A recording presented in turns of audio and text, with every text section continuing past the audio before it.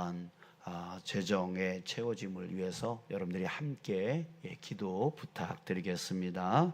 꼭 기도 부탁드려요. 자, 오늘 말씀 우리 함께 나누겠습니다. 자, 오늘 말씀의 제목은 예수님께 선택된 자입니다. 예수님께 선택된 자. 오늘 본문 말씀도 지난 수요 예배에 이어서 계속 예수님의 종말에 대한 말씀 이야기입니다. 오늘 말씀에서 예수님은 특별히 강조하는 단어가 있습니다. 그 말이 뭐냐면 그때에 라고 하는 말이에요. 우리 24절에 보면 그때에, 26절에 그때에, 27절에 또 그때에 라고 그때를 강조하고 있어요. 그때라고 하는 것은 무엇입니까? 바로 종말, 종말의 때를 말씀하고 계시는 거예요. 자, 그렇기 때문에 이 그때라고 하는 이 말의 의미를 우리가 이렇게 예수님께서 계속 3번씩이나 반복하고 있다라고 하는 것에서 의미를 찾아본다면 지금 예수님은 우리에게 강조를 하고 계시는 거예요. 지금 예수님은 이제 십자가에 죽으시기 이제 얼마 남지 않은 기간 가운데 있습니다. 그럴 때 그때에 또 그때에 라고 말씀하시면서 강조하시는 것은 그때가 반드시 올 것이다. 그때가 반드시 올 것이다. 그리고 그때에 있을 일이 반드시 일어날 것이다. 이것을 우리에게 가르쳐 주고 싶으셨던 것이죠. 자, 여러분, 예수님의 모든 말씀을 우리가 믿어야 되겠죠? 아멘. 그 중에서도요, 정말 이 말씀을 우리는 믿어야 됩니다. 종말에 대한 이 말씀, 반드시 그때가 올 것이고 그때 이런 일이 일어날 것이다 라고 하는 것을 우리는 반드시 믿음을 갖고 살아야 된다는 거예요. 그래야 우리가 준비를 할 수가 있는 것이죠. 자, 예수님의 이 간절한 마음이 저와 여러분들에게 전달되어지기를, 깨달아지기를 주님의 이름으로 축복합니다. 아멘. 자, 여러분, 우리 다시 한번 그때에 대해서 다시 한번 우리 배우는 이 시간이 되어졌으면 좋겠습니다. 자, 24절, 25절을 한번 보세요.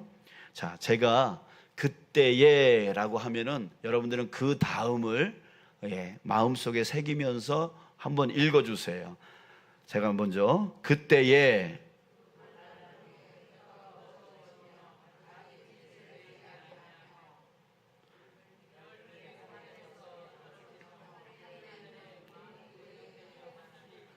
자, 그때에 일어날 징조에 대한 말씀이에요. 어떤 일이 일어난다 그러죠?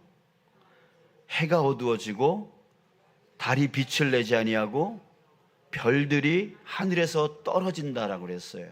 자, 이 말을 한마디로 말하면 우주의 질서가 파괴된다는 뜻이에요. 그러니까 우주가 혼돈 가운데 빠지게 되어질 것이다 말씀하고 있습니다. 자, 또 26절을 보겠습니다. 제가 그때에 하면 또 다음을 읽어주세요. 그때에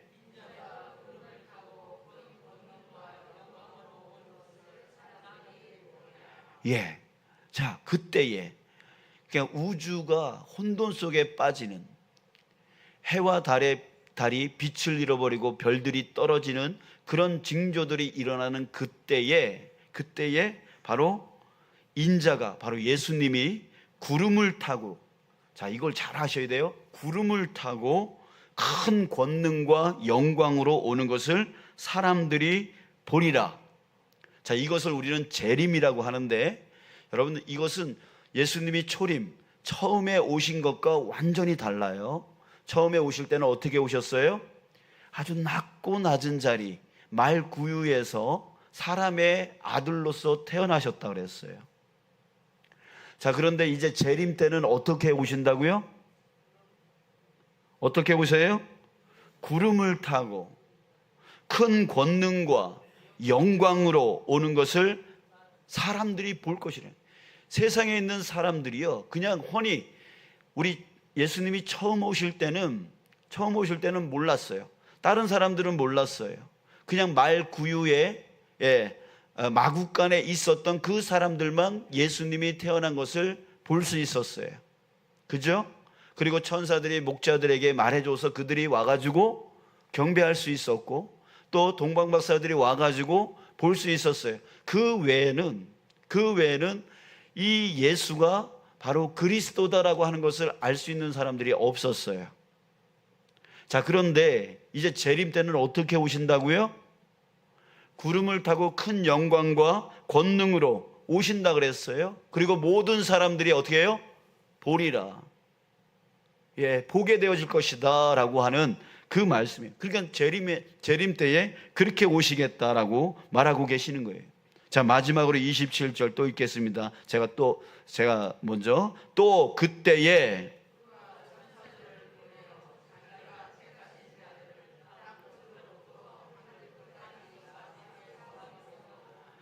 자, 뭐 하시겠다는 거예요? 오셔서 뭐 한다는 얘기죠? 예, 오셔서 뭐예요? 사방에서 모을 것이다. 어떤 자를? 자기가 택하신 자들을. 자기가 택하신 자들을. 예수님이 오셔서 예수님이 택하신 그런 자들을 불러 모을 것이다 라고 말씀하고 계세요. 자, 다시 한번, 너무 중요하기 때문에 여러분들 다시 한번 우리 머릿속에 가슴속에 새겨봐요. 첫 번째, 어떤 일이 일어난다고요? 해, 달, 별들이 빛을 잃고 떨어진대요. 우주가 혼돈 가운데 빠져버린대요. 그때에 어떤 일이 일어난다고요? 예수님이 어떻게 오신다고요? 구름 타고 큰 권능과 영광으로 오셔서 사람들이 어떻게 한다고요? 다 본다고요. 다 본다고요. 그리고 나서 예수님이 재림하셔서 뭐 하신다고요? 예, 천사들을 보내서 사방에서 예, 자기가 택한 자들. 여러분, 여기서 중요한 거는 자기가 택하신 자라고 하는 이 말 중요해요. 그냥 택한 자가 아니에요. 자기가 택한 자. 자기는 누구예요? 바로 예수님. 예수님이 택한 자를 불러 모을 것이다 라고 하는 것입니다. 자, 이것을 알아야 되는 이유는 뭐냐면, 첫 번째, 준비하기 위해서. 준비해야 되니까. 두 번째, 그때까지 유혹을 이기기 위해서. 여러분, 지금도요, 우리 성도님들이 그런 얘기 말씀 많이 하시더라고요. 집집마다 자꾸만 문 두들긴대. 누가? 신천지에서, 또 하나님의 교회, 거기서 자꾸만 문을 두들기고 막 그렇게 너무 귀찮대. 여러분, 그들이 뭐예요? 자기네들이 재림 예수라고 지금 주장하고 있는 거예요. 예, 주장하고 있는 거예요. 그런데 그들이 재림 예수가 아닌 이유가 뭐예요? 아닌 이유가 뭐예요? 방금 전에 말씀에서 나왔잖아요. 아닌 이유가 뭐예요? 예수님이 어떻게 오신다 그랬어요? 예, 구름 타고 큰 권능과 영광으로 모든 사람들이 다 보이는 가운데 오신다라 그랬잖아요. 근데 그들이 언제 왔는지 어떻게 알아? 우리가 보이지를 못했는데. 그러면서 자기네들이 재림 예수라고 그렇게 주장을 해요. 우리는 뭘 믿어야 돼요? 성경을 믿어야 돼요. 성경에 뭘 믿어야 돼요? 예수님의 말씀을 믿어야 돼요. 이거 지금 예수님이 말씀하신 거잖아요. 나 이렇게 올 거다. 그러니까 우리가 이것을 알고 있어야 유혹을 이길 수가 있어요. 그들이 아무리 와가지고 뭐 입 바른 소리를 하고, 또 그 사람들이 막 와가지고 청소도 해주죠. 막 와가지고 뭐 갖은 뭐 좋은 거 막 갖다 주고 막 그렇게 하잖아요. 그런 모든 것이 유혹이 되어질 수가 있어요. 우리 할머니들 저 몸 가누기 힘든데 또 찾아오는 사람 없는데 찾아와가지고 말동무 해주고 막 좋은 거 갖다 주고 막 이러면 어떻게 해요? 혹하고 넘어가잖아요. 그런 거 보고 다 넘어가요. 근데 말씀에서는 뭐라고 얘기해요? 이렇게 오시겠다라고 예수님이 직접 우리에게 말씀해 주셨어요. 그러니까 우리는 알아야 돼요. 저 사람들이 나한테 아무리 잘하더라도 그들이 가짜라고 하는 것을 알아야 된다고요. 그러나 알려면 어떻게 해야 돼요? 우리가 성경을 알아야 된다는 거예요. 예수님 뭘 말씀하고 계시는지 알고 있어야 된다는 거예요. 이 정도는 알고 있어야 된다는 거죠. 세 번째, 그날을 준비하면서 사명의 삶을 살기 위해서 주님이 나에게 그때까지 맡겨주신 일들이 있어요. 그 사명의 삶을 살게 하려고. 이것을 우리는 반드시 알고 있어야 되는 것입니다. 자, 특히 우리가 아까도 얘기했는데 우리가 집중해야 될 말이 있어요. 그 말이 뭐냐면 재림하신 예수님이 모으겠다는 사람이 누구냐라고 하는 거예요. 이거 정말 우리가 알고 있어야 돼요. 예수님께서 재림하셔서 천사들을 보내서 사방에서, 땅끝에서 하늘 끝까지 사방에서 사람들을 불러 모을 것이다. 누구를? 자기가 택하신 자라고 했습니다. 여러분, 이게 중요해요. 자기가 택하신 자. 무슨 뜻입니까? 선택의 기준이 누구한테 있다는 얘기예요. 나에게 있어요? 예수님께 있어요? 예수님께 있다는 얘기예요. 여러분들, 이게 참 무서운 말입니다. 우리가 자신을 스스로 평가해서 이 정도 신앙이면 되겠지, 이럴 수 없다는 거예요. 나 같은 신앙 이 정도면 되지, 이렇게 말할 수가 없다는 거예요. 왜? 그 평가의 기준은 누구한테 있어요? 내가 평가할 수 없어요. 누가 해요? 예수님이 하신다고요. 예수님이 자기가 선택한 자를 불러 모을 거라는 거예요. 그러니까 예수님의 기준에 맞아야 된다는 거예요. 자, 예수님의 기준에 맞춰야 돼요. 그러지 않으면 이 정도면 됐다? 아니요. 그랬다가 결국에는 그 불러 모으는 자리에 내가 없을 수 있다는 얘기예요. 자, 그렇기 때문에 예수님의 기준에 맞춰야 되고, 예수님의 기준에 맞추려면 예수님의 기준을 알아야 되는 것이죠. 예수님의 기준을 알려면 바로 말씀에 절대적으로 귀 기울여야 되는 거예요. 예수님이 무슨 말씀을 하시는지, 어떻게 하라는지 그 말씀에 우리는 귀를 기울여야 되는 거예요. 내가 생각하기에 이러면 됐지, 이렇게 하면 됐지, 이렇게 헌신하면 되지, 이렇게 봉사하면 되지, 이렇게 살아가면 되지. 아니요, 그게 아닐 수 있다는 얘기예요. 그랬다가는 길을 잃어버립니다. 그랬다가는 큰일 납니다. 자, 우리 몇 가지를 한번 살펴봐요. 혹이라도 내가 잘못 알고 있는 것, 내 기준으로 그냥 생각해 버리면서 그냥 신앙생활을 하고 있지는 않은지 한번 몇 가지를, 예수님이 말씀하신 것들을 우리 한번 살펴봤으면 좋겠습니다. 자, 우리 너무나 잘 알고 있는 요한복음 3장 16절 다시 한번 암송해 볼까요? 시작. 하나님이 세상을 이처럼 사랑하사 독생자를 주셨으니 이는 그를 믿는 자마다 멸망하지 않고 영생을 얻게 하려 하심이라. 아멘. 하나님이 세상을 사랑하셨어요. 이 세상은 우리 모든 사람들이에요. 우리만이 아니라 이 세상에 살고 있는 모든 사람들이에요.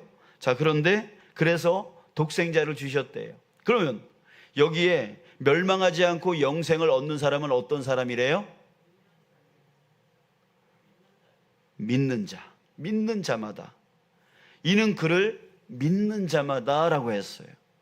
자, 그런데 이게 우리 안에 착각을 일으킬 수가 있어요. 내가 이 정도 헌신하면, 이 정도 봉사하면, 이 정도 착하게 살면, 이 정도 이러면은 구원을 받을 수 있겠지. 이런 생각 가운데, 착각 가운데 살아갈 수 있어요. 근데 예수님이 뭐라고 말씀하셨다고요? 그를 믿는 자마다. 믿는 자라고요. 우리가요, 이럴 수가 있어요. 아니 저 사람 같은 사람이 어떻게 구원받지? 그렇게 생각되어질 수가 있어요. 근데 반대로 아니 어떻게 저 사람은 구원 안 됐지? 라고 할 수 있단 말이에요. 그러니까 우리의 기준이 자꾸만 뭐 헌신, 봉사, 뭐 착하게 살고 뭐 이렇게 법 없이도 저 사람은 살 수 있어 라고 생각하는 사람은 구원받는다고 생각해요. 근데 그렇지 않은 사람, 막 죄를 범하고 막 이렇게 악하게 살고 막 이런 사람들은 무조건 지옥에 간다고 생각해요. 그게 기준이 아니에요. 그 도덕적인 기준이 그 사람의 구원을 결정하는 게 아니에요. 도덕적인 기준이 아니에요. 예수님이 말씀하신 말씀의 기준은 뭐냐면 그를 믿는 자마다. 여러분, 이거 참 심각한 말씀입니다. 자꾸만 딴 생각을 한단 말이에요. 그냥 내가 도덕적인 기준을 갖고 저 사람 착하니까 구원받았고 저 사람 착하지 않으니까 구원 못 받아, 이렇게 생각한다니까요. 아니요. 예수님은 그를 믿는 자마다. 그렇다고 해서 믿으면 되고 뭐 막 살면 된다라는 게 아니라 진짜 믿으면 어떻게 돼요? 예수님의 길을 따라갈 수밖에 없는 거잖아요. 그죠? 예, 그래요. 바로 그 믿는 자를 얘기하는 거예요. 정말 믿는 자, 예수님을 진짜 따라갈 수 있는 자, 그런 자를 주님께서 구원하시겠다. 자, 그러면 예수님의 뭘 믿어야 되느냐라고 하는 거예요. 여러분들은 예수님의 뭘 믿으면서 지금 살아가고 계십니까? 자, 이렇게 질문하면 참 또 머리가 하얘져요. 내가 신앙생활을 하는데 지금까지 예수님 믿으면서 왔는데 예수님을 뭘 믿어야 되느냐? 라고 질문을 딱 받으면 이게 머리가 하얘지는 거예요. 자, 근데 성경은 분명히 우리에게 말씀하고 계세요. 마태복음 16장 16절 17절 베드로가 예수님께 이렇게 말씀했잖아요. 주는 그리스도시요 살아계신 하나님의 아들이십니다. 자, 이렇게 말했어요. 그랬더니 예수님이 뭐라 그랬어요? 바요나 시몬아, 네가 복이 있도다. 이를 내게 알게 한 이는 혈육이 아니요 하늘에 계신 내 아버지시니라. 베드로에게 하나님께서 가르쳐 줬대요. 하나님께서 가르쳐 줬다면 하나님의 기준이 되어지는 거잖아요. 뭘 믿어야 되는지 맞는 거잖아요. 그러니까 주는 그리스도시요 살아계신 하나님의 아들이십니다. 뭘 믿어야 돼요? 예수님이 나의 그리스도이신 것을 믿는 거예요. 그리스도가 뭔데요? 구원의 주님이잖아요. 내 질병 가운데 있더라도, 내 마음의 상한 가운데 있더라도, 내 형편의 어려운 가운데 있더라도 예수님은 그리스도이기 때문에 나를 여기서 구원해 내 주시는 분이야. 이걸 믿는 거예요. 지금 질병 가운데 있으신 분들이 있잖아요. 그리스도를 믿으셔야 됩니다. 예, 나를 여기 이 질병 가운데서 건져내어 주실 것을 믿는 거예요. 나의 마음에 지금 상황 가운데서 건져내어 주시는 분이 예수님이심을 믿는 거예요. 나의 형편들, 나의 어려운 일들, 어려운 문제들, 이 모든 것을 예수님이 그리스도로서 나를 구원해 주실 것을 믿는 거예요. 그게 우리가 믿어야 될 거예요. 또 한 가지는 살아계신 하나님의 아들이십니다. 이걸 믿으라는 거예요. 하나님의 아들로 표현되는 것은 바로 그분이 하나님이다라고 하는 거예요. 하나님으로 믿는 거예요. 우리가 믿어야 될 게 바로 이거라고요. 여러분들 이 믿음을 가지면 여러분 낙심할 자 없습니다. 낭망할 자 없습니다.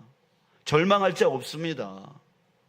예, 문제는 다가올지 몰라도 그리스도이심을 믿고 하나님의 아들이심을 온전히 믿으면 여러분 우리는 되는 거예요. 모든 것으로부터 온전히 회복되어질 수 있게 되어지는 거예요. 그거 믿으라는 거예요. 여러분들은 뭘 믿고 살아왔어요? 혹 다른 걸 믿었다면 오늘부터 그리스도이시고 살아계신 하나님을 믿으시길 주님의 이름으로 축복합니다. 자, 또 예수님은 우리에게 어떤 삶을 강조하셨을까요? 자, 첫 번째 가장 강조했던 것은 뭐냐면 바로 예배의 삶을 강조하셨습니다. 예배의 삶. 요한복음 4장 23절 24절 아버지께 참되게 예배하는 자들은 영과 진리로 예배할 때가 오라니 곧 이때라. 아버지께서는 자기에게 이렇게 예배하는 자들을 찾으시느니라. 하나님은 영이시니 예배하는 자가 영과 진리로 예배할지니라. 하나님이 뭘 찾으신대요? 누굴 찾으신대요? 예배하는 자를 찾으신다라고 하는 거예요. 하나님께서 찾고자 하는 자는 바로 예배하는 자예요. 예배하는 자. 자, 여기서 영과 진리로 예배하라고 하는 이 말은 성령에 의지하여 진리가 뭐예요? 바로 그리스도잖아요. 예, 내가 곧 길이요 진리요 생명이니 예수님이 말씀하셨잖아요. 그러니까 진리는 바로 예수 그리스도, 그 예수 그리스도의 구원의 은혜의 감격으로 예배하라는 거예요. 주님 나를 구원하여 주시니 얼마나 감사합니까? 그 마음을 갖고 예배에 참여하라는 거죠. 자, 이런 자들의 찬송이 어떨까요? 이런 자의 기도가 어떨까요? 이런 자의 말씀에 듣는 자세가 어떨까요? 나를 구원하여 주신 그 감격의 은혜로서 찬송을 부를 때 그 찬송이 대충 부르는 찬송이 되겠냐고요.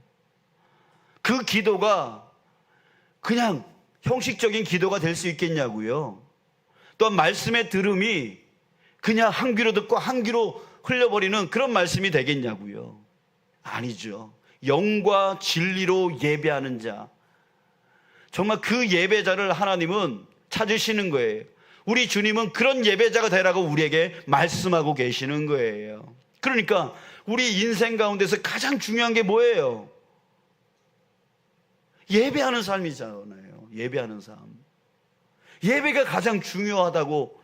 하나님은 누굴 찾는다고? 예배하는 자를 찾는다고요. 영과 진리로 예배하는 자를 찾는다고요. 그러니까 우리 삶에서 가장 중요한 것은 바로 예배의 삶이라고요. 영과 진리로 드려지는 그 예배의 삶, 여기에 승리하면, 여기에 우리가 온전해지면 여러분 우리의 삶은 정말 아무런 문제가 될 게 없는 거예요.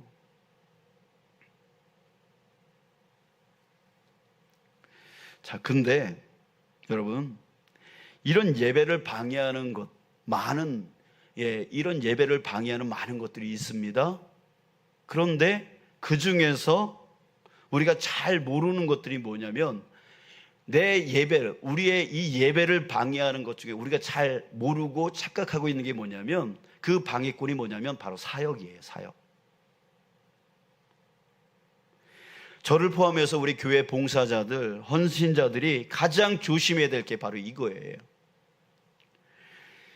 이게 조심하지 않으면요, 사역을 예배와 동등한 자리에 둡니다. 그래서 그러다가 예배보다 사역을 더 중시 여겨요. 그래서 사역하느라고 예배를 빠져요. 그래도 된다라고 생각해요. 나 어차피 사역하니까, 나 일하고 있으니까, 봉사하고 있으니까, 헌신하고 있으니까 나 예배 빠져도 돼, 이런 생각을 가져요. 사실은 뭐예요? 하나님을 향한 마음을 잃어버린 거예요. 주님이 뭐라고 하셨다고요? 아버지께서는 자기를 이렇게 예배하는 자를 찾으시느니라. 하나님이 찾는 자는 사역자가 아니에요. 봉사자가 아니에요. 헌신자가 아니에요. 하나님은 능력의 하나님이시잖아요. 그거 안 해도 하나님은 능력으로 역사하셔서 다 하실 수 있는 거예요. 여러분들, 하나님이 찾으시는 게 뭐라고요? 예배하는 자, 예배자를 찾으신다고요.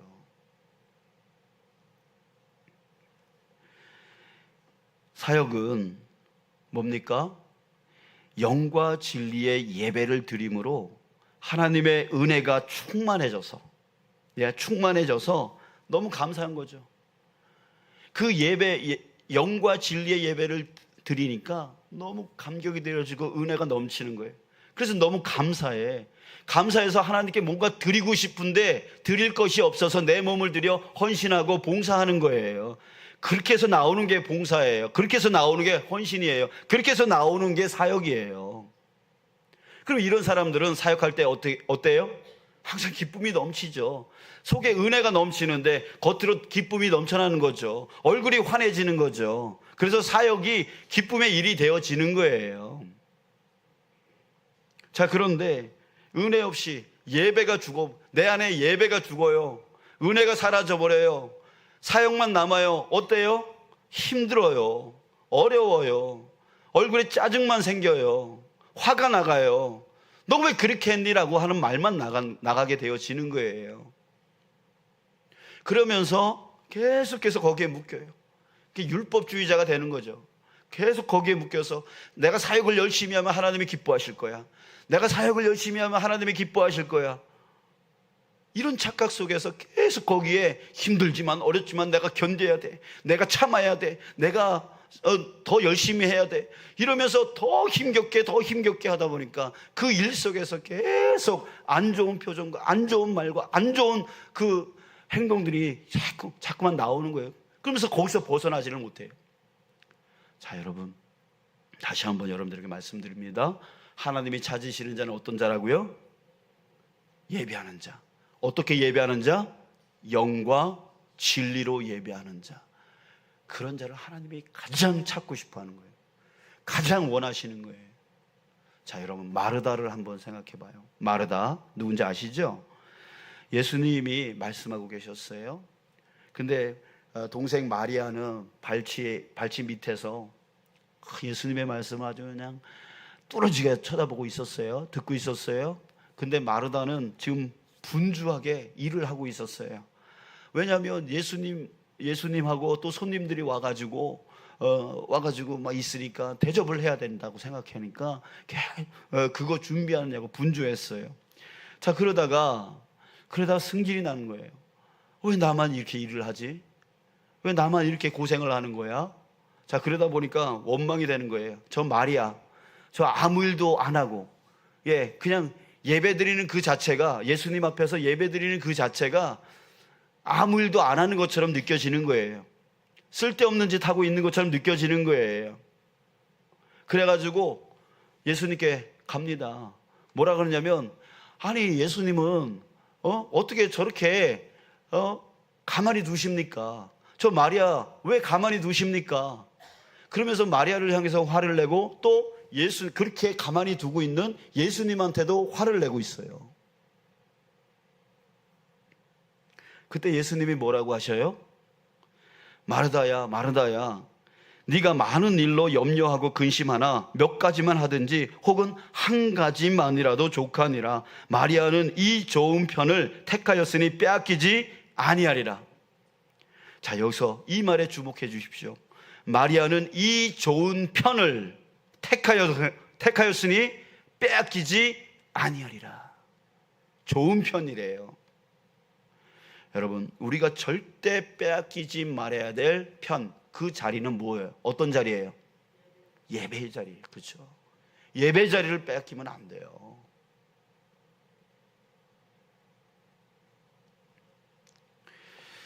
그래서 사탄이 우리한테 빼앗으려고 하는 게 뭐냐면 예배 드리지 못하게 만들려고 하는 거예요. 예배에 집중하지 못하게 만들려고 하는 거예요.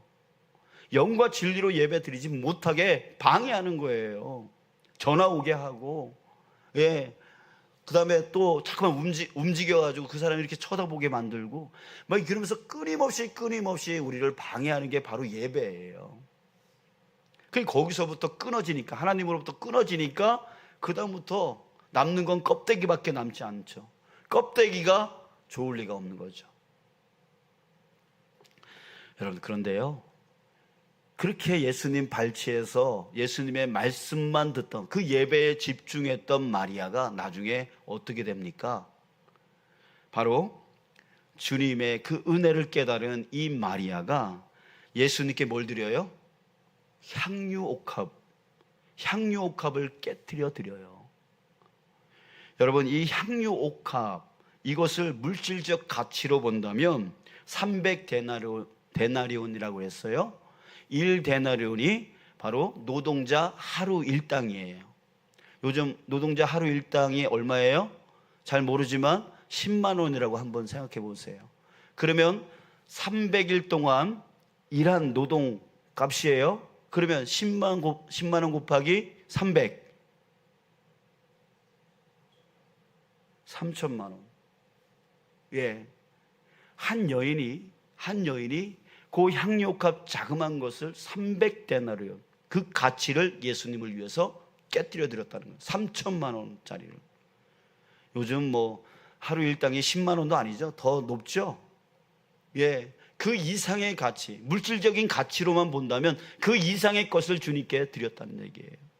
또 여러분, 또 여기에 이걸 드리는 마리아의 그 마음의 가치, 또한 영적인 가치로 또한 따져본다면 이 향유옥합을 드린다는 건 뭐냐면 마리아의 인생을 주님께 바치겠다라고 하는 의미가 되어져요. 왜냐하면 이 향유옥합을 왜 가지고 있냐면 이것은 그 향유 한 방울 한 방울을 모은 거예요. 계속 모은 거예요. 그런데 그 향유옥합은 바로 결혼 지참금이 되어지는 거예요. 자신의 인생을 좌우할 일이 뭐예요? 여자로서는 결혼이었어요. 당시에는 결혼이었단 말이에요. 근데 그 인생을 예수님께 깨뜨려 드림으로 인해서 자신의 인생을 드린 거란 말이에요. 어떤 자였는데? 이 마리아가 그냥 할 일 없어서 예배한 자였기 때문에? 아니죠. 예수님 발치 앞에서 예수님의 그 말씀을 들으며 예수님의 은혜로 충만해지니까 자신의 그 가치 있는 것을, 자신의 인생 전부를 예수님께 바치는 헌신자, 봉사자, 사역자가 된다는 얘기예요.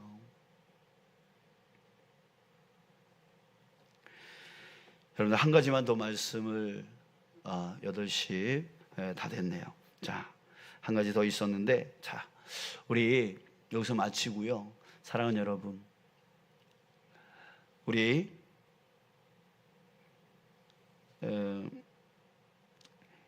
우리는 어떻게 살아야 됩니까? 내 기준으로 신앙생활하면 안 돼요. 나 이 정도면 괜찮아. 나 이 정도면 신앙생활 잘하는 거야. 그렇게 생각하면 안 됩니다. 예수님께서 재림 때에 그 사람들을 모으실 때에 자기가 택하신 자를 모으라고 했어요. 예수님의 기준에 맞아야 돼요. 예수님의 기준에 맞으려면 예수님이 말씀하시는 그 말씀에 우리는 귀 기울여야 돼요. 무엇을 믿어야 되는지, 어떻게 믿어야 되는지, 어떻게 살아가야 되는지 그 예수님의 말씀을 통하여 나온 것을 따라갈 수 있어야 돼요. 이게 바로 그때를 준비하며 사는 삶인 줄 믿습니다. 사랑하는 여러분, 내가 평가하지 마시고 자기 자신이 자기 자신의 신앙을 평가하지 마시고 말씀에 비춰서 내가 그 말씀을 온전히 쫓아가고 있는지를 여러분들 매일매일 징검다리 두들겨서 건너가듯이 매일매일 그 말씀을 두들겨서 살아갈 수 있는 저와 여러분들 되어지기를 주님의 이름으로 축복합니다. 아멘. 이 시간 우리 잠시만 우리 기도하시죠. 1분만 기도하겠습니다. 주님, 그렇게 살아가기